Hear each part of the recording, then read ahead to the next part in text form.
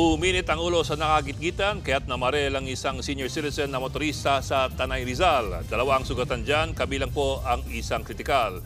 Nasa frontline na balitang yan, Gio Robles.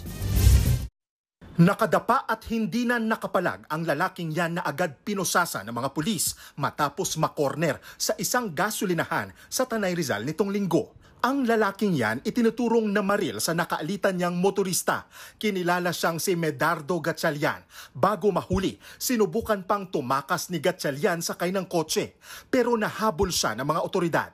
Ang nakaaresto, ang bagong talagang provincial director ng Rizal Provincial Police Office. Actually, papunta na ako ng Pililya nang biglang may humarang sa amin na motorsiklo, kumakaway at parang humihingi ng saklolo ng tulong.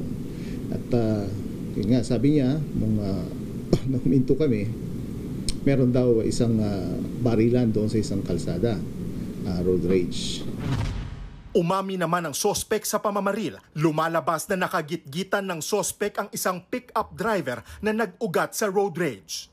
Karoon muna sila ng heated argument. And then umalis yung suspect, bumalik sa sasakyan at pagbalik niya, mayroon na siyang baril. At pinutukan niya na yung victim. Sa pick-up ng mga biktima, kita pa ang tama ng bala ng baril sa windshield. Dalawa ang sugatan, kabilang na ang pick-up driver na kritikal ang kondisyon sa ospital, habang ligtas naman ang tatlo pang sakay ng pick-up. Isang baril ang nakuha sa kotse ng sospek na pinaniniwala ang ginamit sa krimen. Expired na rin ang lisensya ng sospek. Bukod dyan, nakuha rin ang 2 magazine na may lamang mga bala, kutsilyo at bolo. Nakakulong na sa Tanay Municipal Police Station ang sospek na tumangging magbigay ng pahayag.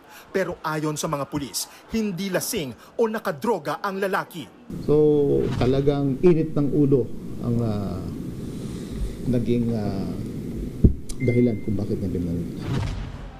Isinailalim na ang sospek sa inquest proceeding at mahaharap sa patong-patong na kaso gaya ng illegal possession of firearms at frustrated murder.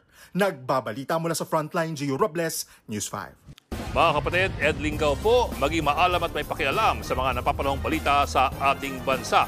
Para sa mas malilimang pagtalakay at paghimay sa mga issue at headlines, mag-follow at mag-subscribe sa social media pages ng News 5.